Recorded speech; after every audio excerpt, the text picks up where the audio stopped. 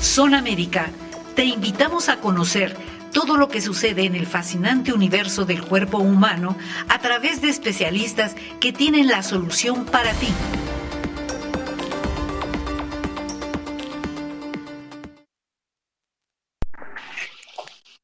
Buenas tardes todos, bienvenidos al programa El Universo de tu Cerebro, sección Zona Médica, promoestereo.com. Este mes hemos estado hablando sobre los trastornos del neurodesarrollo. Les habla la doctora Lilia Núñez, jefe del Servicio de Neurología del Centro Médico Nacional 20 de noviembre, y hemos charlado con neuropediatras que son los expertos en estos temas del neurodesarrollo. Iniciamos este mes hablando de cómo el cerebro se va formando durante la gestación y nace con unas características del recién nacido para crecer y desarrollarse conforme va pasando el tiempo. El niño que nace tiene solamente reflejos que le sirven para sobrevivir. Tiene prensión de sus manitas, tiene unos reflejos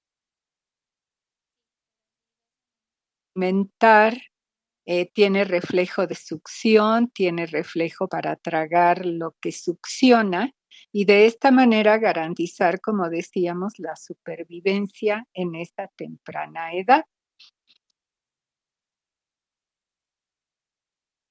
Conforme se va desarrollando el cerebro, para dar paso a otras habilidades que el bebé va a ir adquiriendo conforme va creciendo.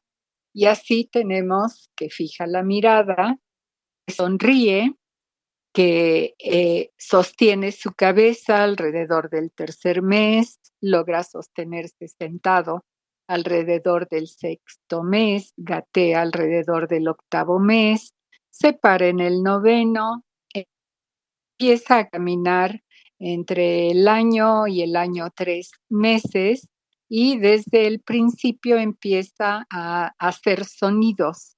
Primero balbuceos, después ya puede emitir palabras sueltas y finalmente hila 2 y después más palabras.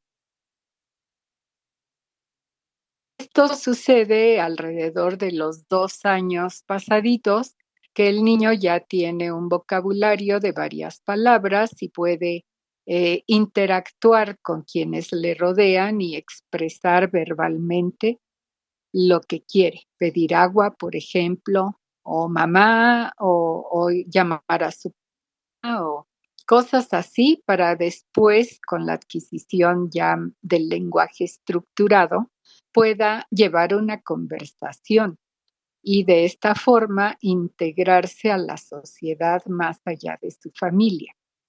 El primer programa después de esta introducción se refirió a la discapacidad intelectual. Estuvimos repasando a qué se le llama discapacidad intelectual, cuáles son los grados que existen y la multiplicidad de situaciones que pueden llevar a este problema. Después platicamos sobre trastornos del espectro autista, que ha estado muy de moda. Hablamos de cómo se hace el diagnóstico de esta dificultad de comunicación que los niños con este problema tienen y que es el punto central del trastorno, aunque tiene algunos otros rasgos que también analizamos y también vimos que el espectro, por eso ahora se le llama así, es bastante amplio, desde situaciones que casi no se notan hasta un cuadro muy florido de autismo que crea mucho problema para la inserción en sociedad de la criatura y que puede coexistir también con otros problemas, puede tener discapacidad intelectual y analizamos igualmente que algunos niños con discapacidad intelectual sin tener real autismo pueden tener rasgos que simulan el autismo. Debido a su discapacidad intelectual, a veces tienen conductas repetitivas y otros rasgos que pueden simular el autismo. El día de hoy vamos a abordar otro trastorno del neurodesarrollo que es muy frecuente, tan frecuente que ahora casi se le diagnostica a todos los niños que de repente se paran en la escuela y quieren hablar con alguno de sus compañeros y entonces la maestra los declara niños con trastornos por déficit de atención e hiperactividad, que es el nombre completo de este trastorno, por sus siglas TDAH. Y mucha gente dice, es que tiene TDA. Y realmente otros sí lo tienen y otros que no tienen hiperactividad sí pueden tener un trastorno de atención muy importante. Ahora, ¿por qué puntualizar si se trata del trastorno? Que no hay que etiquetar a los niños de algo que no tienen, porque eso les crea una estigmatización, los señala dentro de su grupo. Y si no lo tienen, pues qué necesidad de que diga que tienen algo que no existe en ellos. Otros no se diagnostican apropiadamente porque tienen a lo mejor ausencia de hiperactividad y entonces no se tratan. La importancia del diagnóstico pues es hacer una intervención terapéutica que permita que estos niños subsanen esta dificultad para prestar atención, como vamos a ver a continuación.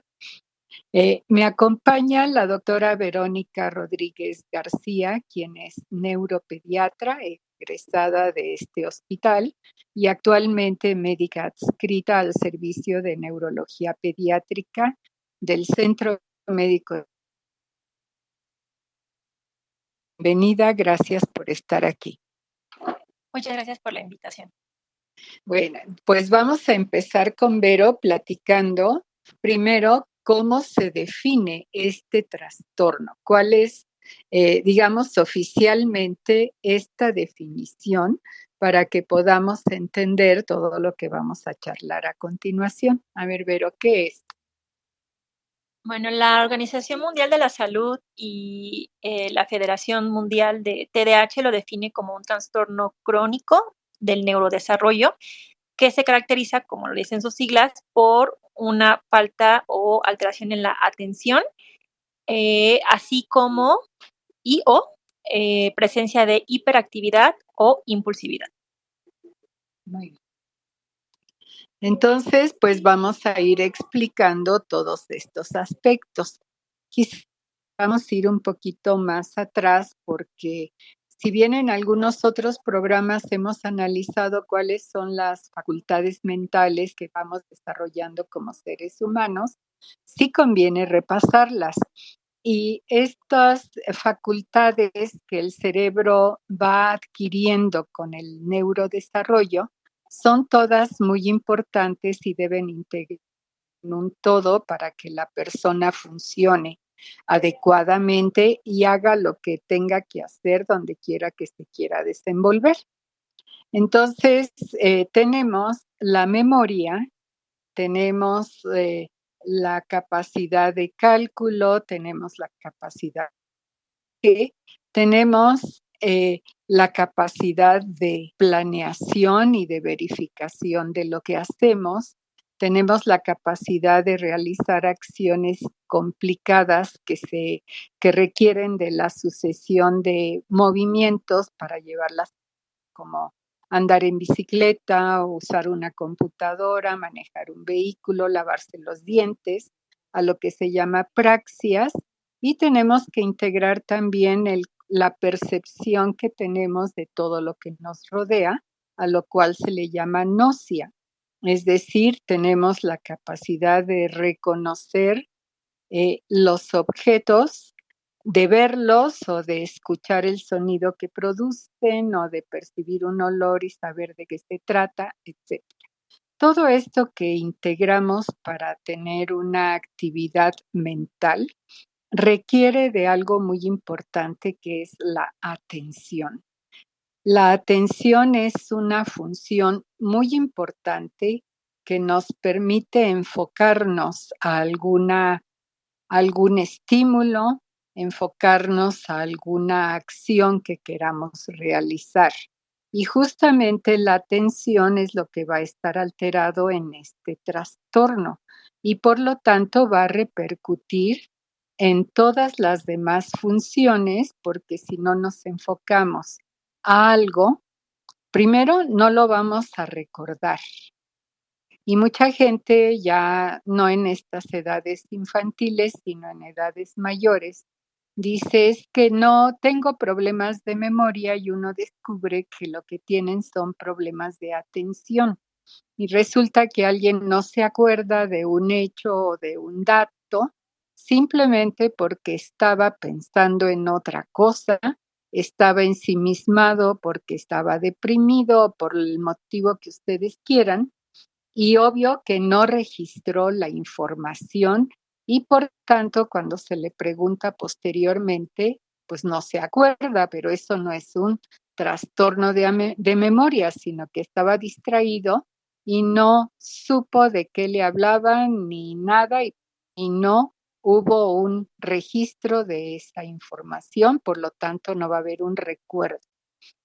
Ahora, la atención la requerimos en todo momento para poder seleccionar los estímulos a los que vamos a responder, para poder realizar acciones de manera completa por el tiempo que sea necesario realizarlas.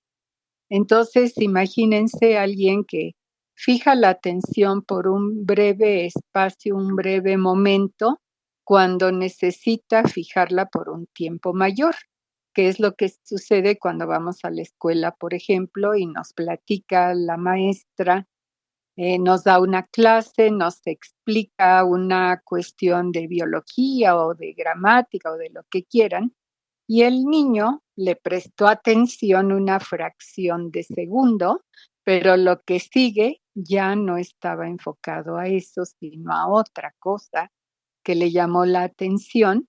Y de esta manera, ¿qué va a suceder? Que el niño se va a perder de la explicación que la maestra da y por tanto puede redundar en un aprendizaje deficiente, que esa es una de las consecuencias que el trastorno nos puede acarrear.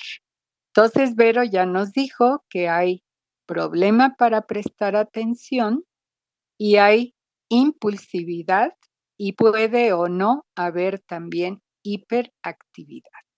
Entonces, ¿qué tomamos en cuenta en los niños para decir que tienen un trastorno por déficit de atención? ¿A qué síntomas nos vamos a enfocar nosotros, a prestarles atención también para poder hacer un diagnóstico correcto? Bueno, lo primero que creo que es muy importante enfatizar es de que para que un niño llegue a una evaluación diagnóstica de TDAH, pues primero tiene que haber una sospecha, tanto por parte de los cuidadores, que son los padres, a veces así como de los profesores, que son los que están con ellos la otra mitad del día, ¿no? En la escuela. Y aunque la mayoría de las veces, como bien lo menciona doctora, se suelen hacer los diagnósticos de manera errónea con una sola prueba validada o que sea una prueba que los psicólogos de la escuela o los maestros tienen por ahí impresa y que le suelen aplicar a todos los niños como una forma de tamizaje.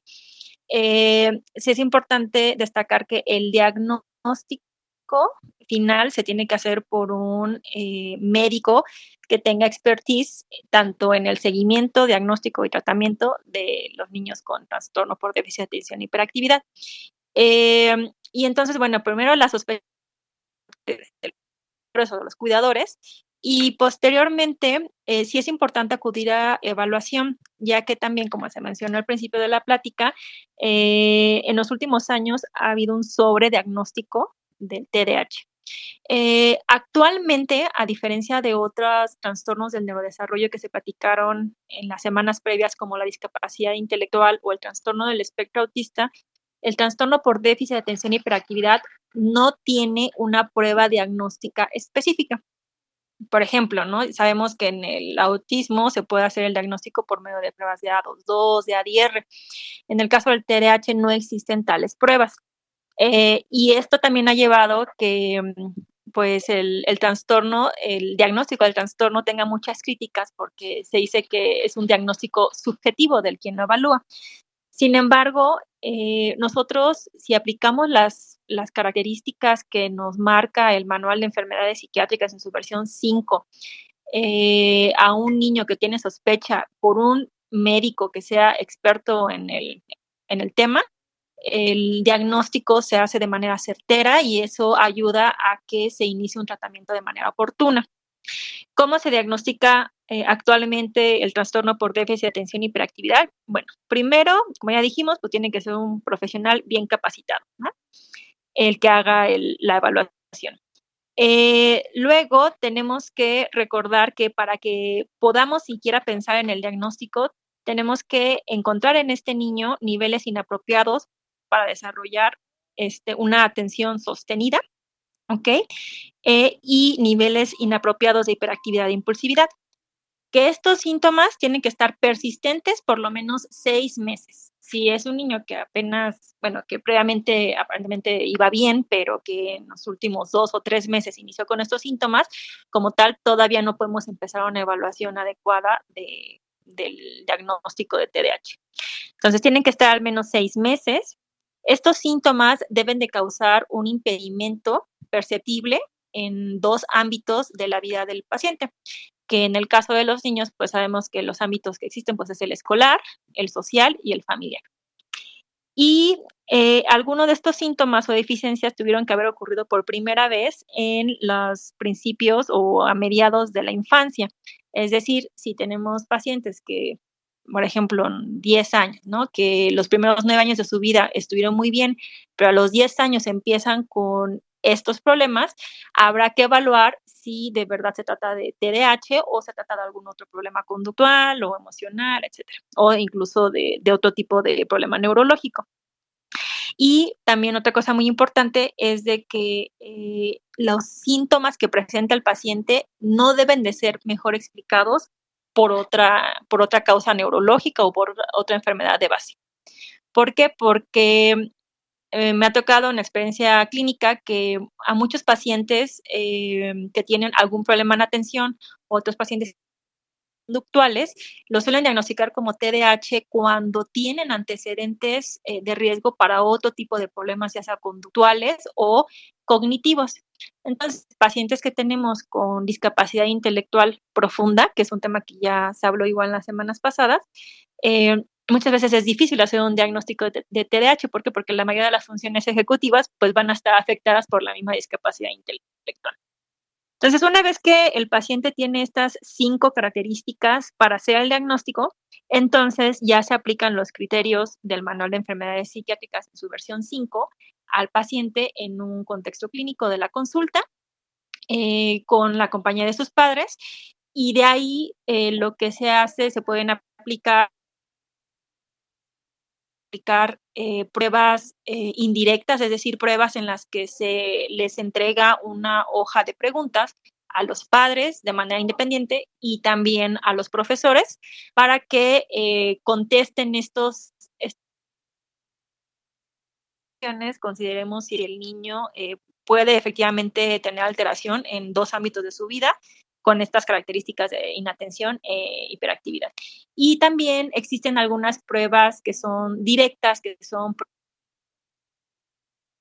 ejemplo, la prueba en la que por medio de una computadora se evalúa las capacidades de atención, tiempo de respuesta, impulsividad e hiperactividad de los niños con otros niños neurotípicos de su misma edad, y de acuerdo a los resultados tanto de la evaluación, de la consulta, las pruebas indirectas o directas, entonces ya se establece el diagnóstico. Bueno, Vero, aquí a qué niños les puede dar este problema y a qué edad está uno ya, digamos, autorizado para sospecharlo. Podemos pensar en un trastorno de este tipo desde que es bebé o a partir de qué edad podemos ya al trastorno. Bueno, identificar los primeros rasgos, lo que recomiendan las guías americanas para TDAH es a partir de la edad preescolar, que es alrededor de los 3 años. Las funciones que platicábamos de atención, autorregulación, memoria, no están lo suficientemente maduras como para poder hacer ni siquiera la sospecha del trastorno. Sin embargo, es una maduración mayor de estas funciones, entonces podemos empezar a sospechar que nuestro niño tiene rasgos de TDAH. Como tal, para poder hacer el diagnóstico, el niño tiene que tener al menos 5 años, de acuerdo a la... Y esto es importante porque también tiene una implicación en cuándo se puede iniciar un tratamiento farmacológico. Es decir, en los niños menores de 5 años puede ser que tenga rasgos de inatención e hiperactividad y que ya platicaremos en su momento que eso implicará que... Pero si el niño ya tiene más de 5 años, entonces ya se puede hacer una evaluación en un contexto clínico de la consulta y ya podemos hacer el diagnóstico como tal de TDAH. Entonces, de los 5 años en adelante, en cualquier momento de la vida se puede hacer el diagnóstico de TDAH, recordando que los síntomas tuvieron que haber iniciado en la infancia. Debería ser, como decías, desde los 3 años, que es cuando entran al kinder y cuando tienen que apegarse a ciertas reglas que se marcan en la escuela, a convivencia con los compañeros, a la realización de actividades planificadas, etcétera, y que entonces allí podría empezarse a notar que hay un problema, aunque tenemos poquito más adelante. ¿Le da igual de frecuente a los niños que a las niñas, Vero? No. En general se considera que la proporción de varones y mujeres es de 2-1. Que también hay que recordar más varones que mujeres. Pero también hay que recordar que esta proporción puede variar un poco en las diferentes etapas de la niñez o de las etapas de los niños, ¿no? Es decir, en las etapas de escolares suele predominar, por lo menos en los estudios de epidemiología, que es lo que nos habla de cuántos niños se presenta por cada tanto de habitante, se ha visto que es más frecuente en los niños, pero también se piensa que puede ser porque sea más reportado, porque en los niños en menos de 10 años suele predominar, en los niños varones suele predominar el fenotipo hiperactivo impulsivo. Y entonces son estos niños que normalmente se están parando en el salón y ya terminaron alguna actividad o no la hicieron y van y molestan al otro niño, se salen del salón, suelen tener además problemas de conducta, suelen tener además problemas oposicionistas desafiantes y entonces la maestra pues, los capta luego y los suele mandar a base. En cambio, las niñas menores de 10 años, ellas suelen tener un predominio inatento y esto suele hacer que haya un infrarregistro de estas niñas, por un lado, y por otro lado que también haya un mayor periodo o tiempo de retraso en el envío a un especialista para evaluación. Después, en la etapa del adolescente, casi se suele quedar con la relación 1 a 1 y posteriormente ya en la etapa adulta otra vez vuelve a estar la relación mayor en hombres que mujeres. Vero me lleva a comentar y luego a preguntarle acerca de los mitos que hay relacionados con el trastorno por déficit de atención. Como ya a veces se sobrediagnostica, en otros casos se infradiagnostica, pero hay una situación que mucha gente cree que no es verdad, que conforme vaya pasando el tiempo, estos niños maduran, trastornos se les va a quitar. Y resulta, la mala noticia es que el trastorno va a persistir el resto de la vida. Se va a manifestar posiblemente de manera distinta, pero va a persistir esta cuestión y vamos, podemos hacer cuando los niños crecen, se vuelven adolescentes y luego adultos y luego andan por allí rebotando con un doctor, con otro y con tratamientos que a lo mejor no están bien llevados. Ahora, hay otros problemas que se pueden confundir con el trastorno de atención e hiperactividad, y esto es muy importante de tener en cuenta porque siempre que estamos sospechando un problema, debemos hacer diagnóstico diferencial. Esto es, debemos preguntarnos, bueno, y si no es déficit de atención, ¿qué puede ser que está dándole unos síntomas que son parecidos? ¿Con qué cosas vamos a hacer diagnósticos diferenciales, Vero? Bueno, principalmente es con los trastornos de la conducta. Muchas veces pensamos erróneamente que los niños con TDAH, niños y niñas con TDAH, son niños que no aprenden, son niños que pueden ser, por ejemplo, agresivos, pueden ser groseros, pueden tener muchos problemas conductuales y esto no siempre es cierto. ¿Por qué? Porque muchas veces llegan al consultorio mamás que refieren que el niño, por ejemplo, es muy lábil emocionalmente, parece que está enojado todo el tiempo y entonces nos damos cuenta de que pues el niño es un niño que tiene un trastorno oposicionista desafiante o es un trastorno oposicionista desafiante que está caracterizado precisamente por una oposición a las reglas establecidas y un desafiante a la autoridad, que en este caso pues, los niños pues casi siempre son los padres, ¿no? Pero puede ser una autoridad como los profesores o algún otro tipo de autoridad por cualquier tutor. Entonces, ese es uno de los diagnósticos que con los que se confunden más frecuentemente el TDAH, pero también erróneamente se suele confundir, por ejemplo, con trastorno del espectro autista, aunque ni siquiera tienen los síntomas iguales.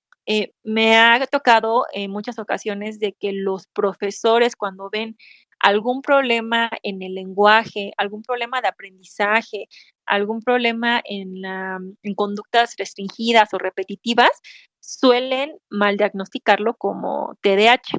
Entonces, trastornos de la conducta y otros trastornos del neurodesarrollo como trastorno del espectro autista y trastorno de discapacidad intelectual son los que normalmente suelen confundirse más.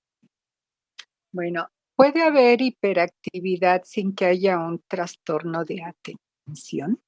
Sí puede haberla, me dice Vero que sí, y entonces esto es algo con lo que debemos hacer diagnóstico diferencial. Así como hay gente que pues hace pocas actividades, es pachorruda, pues como que no acciona gran cosa para todas sus actividades del día a día. Hay otras personas que incluso desde pequeñas les gusta estar haciendo cosas y van y hacen esto y juegan y se suben acá y ven la tele y van y vienen, hacen su tarea y luego siguen con otra cosa. Personas que tienen mucha actividad, pero no tienen realmente un trastorno de atención. ¿Y cómo lo podemos saber? Generalmente los niños con el trastorno por déficit de atención no concluyen las tareas que están haciendo. Empiezan las cosas y así están cambiando. Un activo o hiperactivo que no tiene déficit de atención generalmente va a terminar bien todo lo que está haciendo. Y así como Vero cuenta de que le ha tocado ver X situación, yo les voy a contar otro que me llevaron al niño a los 4 años de edad porque la maestra ya no sabía qué hacer con él debido a que el niño terminaba de hacer lo que le habían encargado y se paraba, y iba a la ventana, iba a hablar con alguien, y ella dijo: "Tiene un trastorno por déficit de atención". Pues resultó que este niño de 4 años en ese entonces era sumamente inteligente.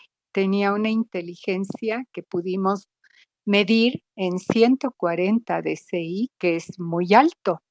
Y resulta que este niño lo que hacía es que, como era tan listo, terminaba rapidísimo cualquier tarea que le dejaran y luego no sabía qué hacer. Y entonces, pues, tenía que buscar algo que hacer. Y, hacía todo bien. El único problema era que no estaban aprovechando esa gran capacidad, y cuando la maestra recibió el informe y todo, lo que hizo fue darle más tareas, ponerlo a ver: "Tú ayúdame a hacer esto, tú ayúdame a hacer aquello", y santo remedio, el niño contentísimo porque podía estar ocupado haciendo cosas y no le desordenaba al grupo de ninguna manera, al contrario, le ayudaba a la maestra. Entonces, este otro extremo, en los niños que tienen una capacidad intelectual mayor que el promedio, también esta razón que les acabo de contar con este caso.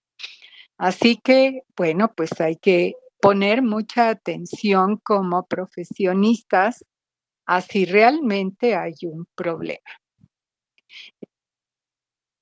Que puede haber problemas de aprendizaje porque el niño no fija tiempo suficiente su atención, y por lo tanto va a tener quizá no un pésimo rendimiento, pero sí va a tener un rendimiento desigual. Esto es algo que vemos muy característico de estos niños, porque resulta que si algo les gusta mucho, a lo mejor procuran tener un poquito más de tiempo de atención, o es una cuestión en que los estímulos son cambiantes y ellos están listos al cambio del estímulo, y entonces van aprendiendo muy bien, y esa parte a lo mejor les va muy bien en su aprendizaje, en cambio otras cosas que son más lentas, monótonas, allí no van a rendir igual. Y también otro rasgo, que Vero me dirá si estoy en lo correcto, es que si al niño se le está guiando para que se enfoque a lo que se está haciendo, va a funcionar mejor que si se le deja a que él solito asuma su responsabilidad. Y entonces son característicamente estos niños en que está allí con ellos, viendo que hagan la tarea y guiándolos para que lo haga bien. En cambio, a lo mejor el hermanito solo hace todo lo que tiene que hacer y nadie lo tiene que estar vigilando ni arriando. Pero el niño con déficit de atención sí va a requerir mucho más de supervisión y de guía, o incluso de ayuda. ¿Estamos bien? ¿Puedes agregar algo en relación a esto? Bueno, esa característica de la que habló, doctora, es muy frecuente, se le llama hiperfocus. Los niños con TDAH a veces pueden la mamá decirnos, lo que pasa es que no pone atención en nada de la escuela, ¿no? Bueno, nada de matemáticas, pero yo le pongo historia de los dinosaurios y puede estar 2 horas viendo historia de los dinosaurios, no le como si estuviera inmerso en ese tema. Y entonces, muchos niños con TDAH tienen esta capacidad de poner una atención sostenida y, digamos, excesiva en algo que les guste mucho. Y en todos los demás, nada de atención. Y otra cosa también que mencionó es de que efectivamente estos niños van a requerir invariablemente una atención mayor, sí, por parte de los padres, y también una atención profesional que va a estar determinada por las características de cada niño, porque no es receta de cocina, pero sí una atención profesional que puede ser ya sea de intervención en integración sensorial, psicopedagógica, psicológica y de otros tipos que no necesariamente son fármacos. Como ya habíamos platicado, en los niños menores de 5 años que suelen tener algunos rasgos de TDAH, lo que primero se recomienda es iniciar con intervenciones conductuales, terapia cognitivo-conductual, terapia sensorial, psicoeducación para los padres, incluso recomendaciones acerca de que modificaciones en el ambiente, tanto escolar como en la casa, se deben de hacer para ayudar a este niño a poder centrar mejor la atención, poder autorregularse aprendizaje que había estado teniendo. Entonces, sí, normalmente en las familias en las que se ya tienen a algún niño o niña en las que se hace el diagnóstico de TDAH, pues obviamente requieren empaparse del tema para poder también hacer ellos modificaciones en casa. Recordemos de que ninguno de nosotros somos maestros natos, ¿no? O sea, los papás ayudan a los niños a hacer las tareas en casa y muchas veces el método de aprendizaje que tenemos cada quien, pues es lo que tratan de utilizar para los niños, ¿no? Y puede ser que en ese niño o niña en específico no sea la mejor forma de aprendizaje para que pueda tener una mayor autorregulación. Incluso también en el ámbito escolar hay algunos tipos de escuela que llevan métodos, por ejemplo, el Montessori, métodos Denver, que pueden no ser los mejores para un niño con TDAH que necesita un poquito más de guía en cuanto a cómo organizar las tareas, qué tiempo tiene para realizar esas tareas, que necesita un poquito más de seguimiento para las actividades. Esto que acaba de decir Ver es bien importante porque luego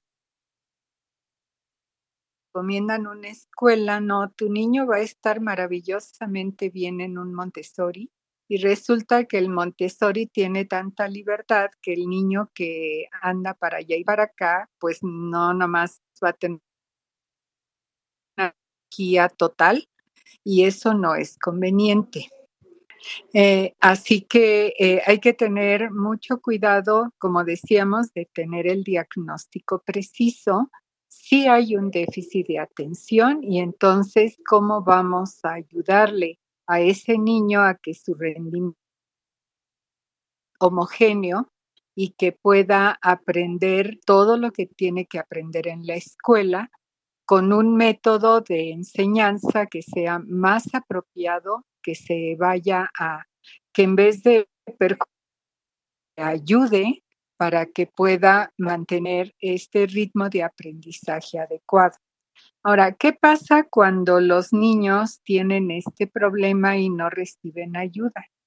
Tienen fracaso escolar, tienen fracaso en sus relaciones sociales y esto los lleva a estar frustrados, a estar tristes porque no son bien aceptados y se deprimen.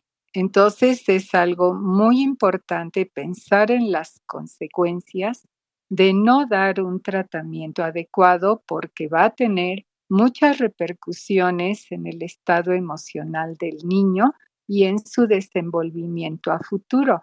Si el niño está viviendo su escuela como una cadena de fracasos porque va reprobando una materia, luego reprueba otra, a lo mejor en otra saca 10 y excelente, pero en las demás no, entonces el niño se va a sentir que no está siendo adecuado, que no está respondiendo a la expectativa de sí mismo y de sus padres, maestros, y va a tener una depresión, como dije, que va a ir arrastrando.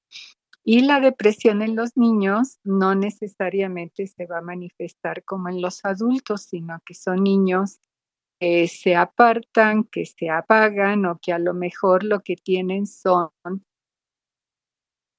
conducta, tienen irritabilidad, se pelean con los hermanos, se pelean con los papás y en realidad es solo la manifestación de esta irritabilidad que tienen como parte de su depresión.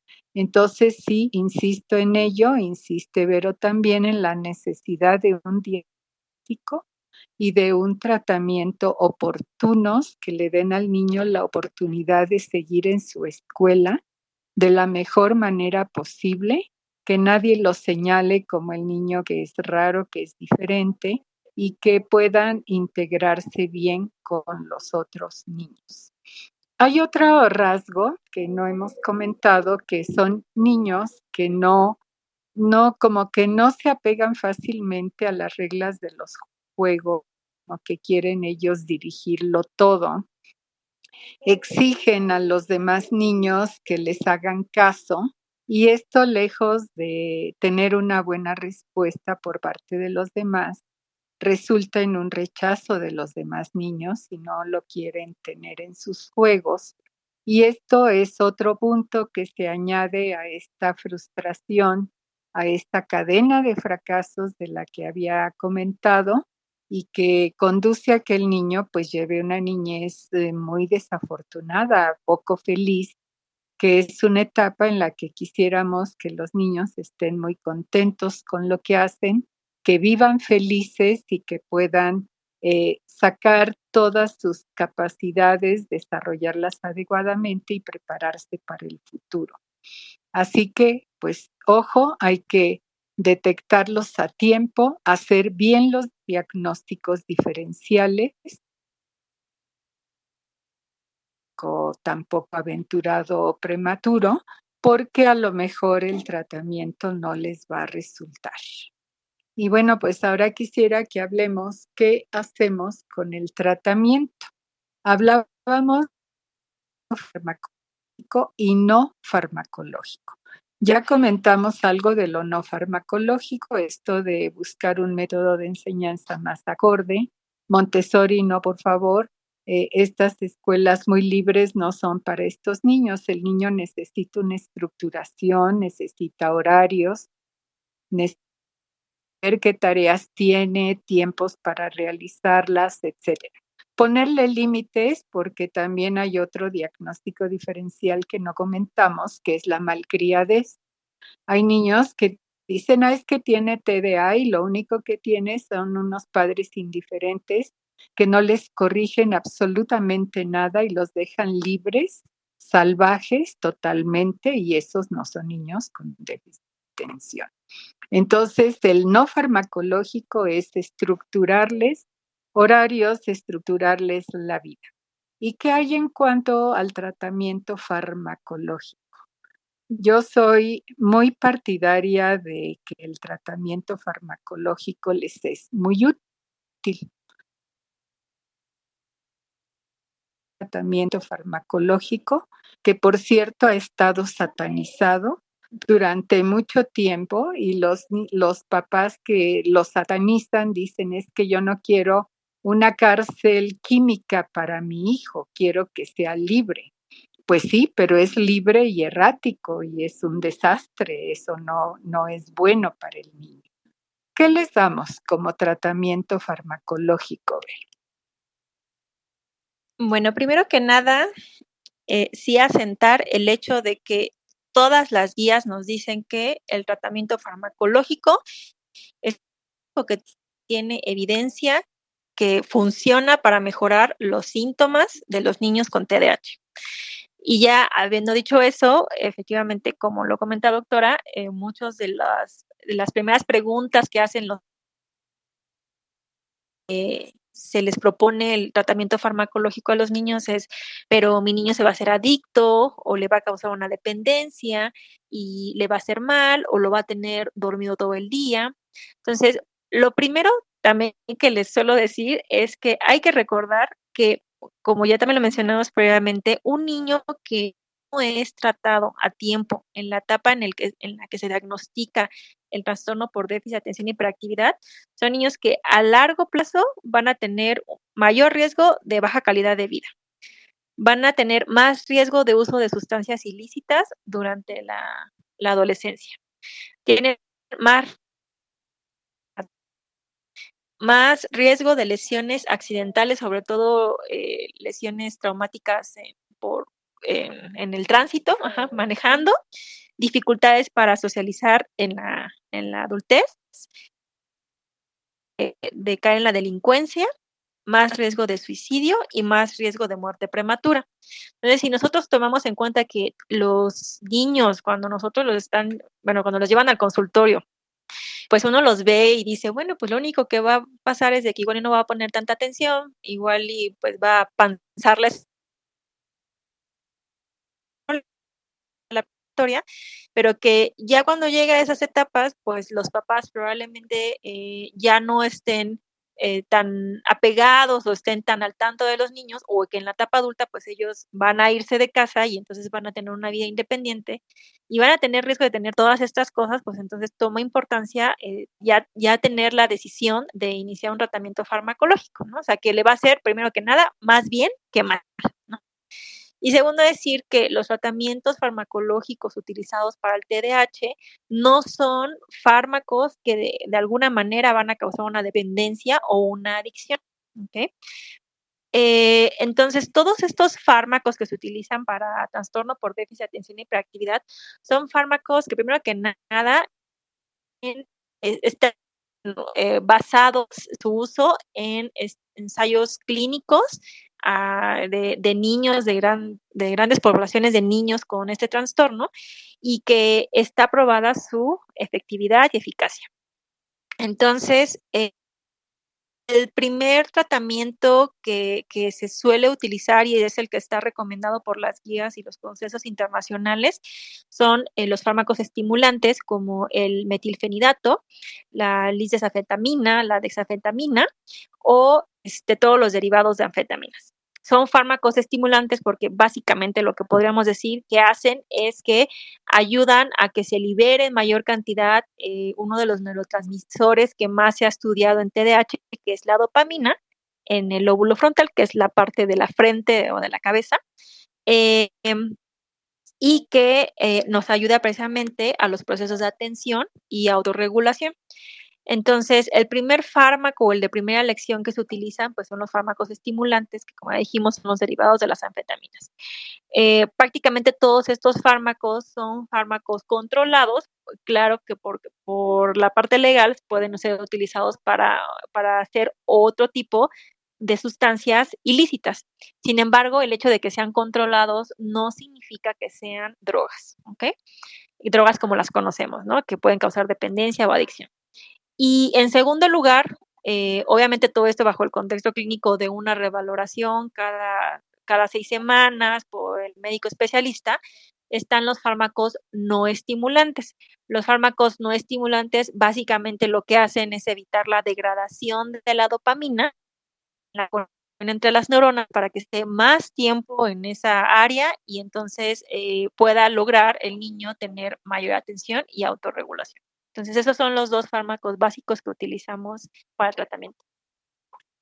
Debemos recordar que el metilfenidato tiene un efecto de corto tiempo en su presentación habitual, pero de bastantes años para acá han surgido presentaciones de liberación prolongada, que esos permiten mantener el efecto que de otra manera con el metilfenidato común y corriente habría que darlo cada 4 horas, lo cual está un poco complicado a la hora de la escuela. En cambio, el de liberación prolongada se da una vez en la mañana y esperamos que el efecto se vaya dando a lo largo del día y mantenga esta efectividad, buen resultado durante muchas semanas.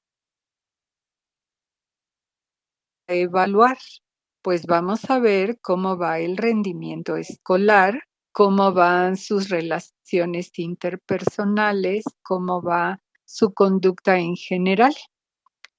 También hemos visto que a veces damos este tipo de medicamentos y al niño no le cae bien. y tenemos muchos efectos colaterales. ¿Como cuáles, Vero? Y entonces, ¿qué hacemos? Bueno, de los fármacos estimulantes, los efectos adversos más frecuentes tienen que ver con la disminución del apetito. Si el niño previamente tenía algunos movimientos como tics, pueden exacerbarse y dependiendo del tipo de liberación de la pastilla o del momento en el que se administra, también puede causar insomnio. ¿Okay? Y también esto es muy importante porque de por sí los niños que son neurotípicos suelen tener trastornos del sueño. Los niños que tienen algún trastorno del neurodesarrollo suelen tener 2 o 3 veces más, en mayor frecuencia, trastornos del sueño. Y hay que recordar que durante el sueño se lleva a cabo la consolidación del aprendizaje como tal, ¿no? Y entonces, si tenemos en cuenta que el prototipo de sueño es el del niño de preescolar a escolar, si nosotros tenemos alguna afectación en su sueño, pues puede hacer que todavía tenga mayor trastorno del aprendizaje. Pero básicamente la falta del apetito, los trastornos del sueño como el insomnio y el incremento de tics suelen ser los más frecuentes. Hay otros que se pueden presentar básicamente con cualquier medicamento, problemas, por ejemplo, como dolor de cabeza, problemas gastrointestinales, náusea, vómito, diarrea, ¿no? Que como todos los medicamentos se pueden presentar, ¿no? En mayor o menor frecuencia. Muy bien. Por eso es necesaria la consulta periódica de tal manera que el médico que prescribe esto sepa cómo le está yendo al niño. Pero por favor, no se olviden que es necesario ponerles límites, es necesario aplicarles la disciplina, una estructuración de sus actividades de tal manera que no lo hagan de forma errática. Y con estas dos estrategias, la no farmacológica y la farmacológica, los resultados suelen ser muy buenos. El niño se integra bien a la escuela, está con un aprendizaje adecuado a su capacidad intelectual y también con la capacidad de desenvolverse socialmente como debe de ser, que es la edad en la que aprendemos a interactuar con los demás, a aprender valores como el respetar las cosas de los demás, el no estar exigiendo que hagan lo que uno quiere porque la respuesta de los demás pues es de un rechazo. Entonces todo esto que ya comentamos y que es consecuencia de este trastorno, pues lo vamos a ir subsanando, se va a ir evitando si es que ya había ocurrido y el resultado va a ser que el niño se va a sentir muy bien consigo mismo porque está rindiendo adecuadamente en la escuela, está haciendo amigos, está disfrutando de su niñez y bueno, pues esto lo va a llevar a que tenga en edades posteriores un mejor desenvolvimiento. Por último, yo quisiera comentar y pedirle a Vero que lo haga, que como el trastorno va a persistir el resto de la vida, no vemos con mucha frecuencia que los adultos sigan tomando metilfenidato. Generalmente lo seguimos usando en la etapa escolarizada que siguen teniendo los adultos, que sería la universidad. Y pues yo tengo pacientes que han salido muy bien de su etapa universitaria tomando su medicamento, pero luego van a la vida laboral y allí ¿qué hacen? Aquí lo principal es que elijan bien la carrera que van a cursar. Por ejemplo, alguien con déficit de atención, por Dios que no estudie biblioteconomía o algo así en lo que la actividad es muy de poca acción, que están mucho tiempo con lo mismo. En cambio, pueden ser reporteros de guerra, por ejemplo, pueden andar buscando noticias o pueden ser otro tipo de profesionistas donde su trastorno no se va a notar e incluso puede ser benéfico para la actividad que desarrolla. Bueno, pues ya nos están correteando con el tiempo. Vamos a despedirnos. Un mensaje final, Vero, por favor. Bueno, pues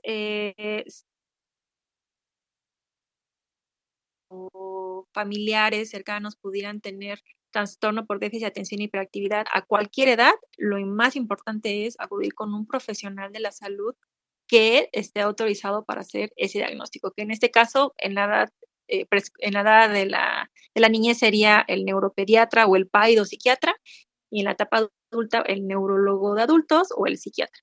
Muy bien. Muchísimas gracias, Vero. Yo creo que a toda nuestra audiencia les agradecemos muchísimo su atención y yo le agradezco en particular a Vero que haya estado conmigo y nos haya compartido todo su conocimiento. Muchas gracias. Hasta luego. Gracias, hasta luego.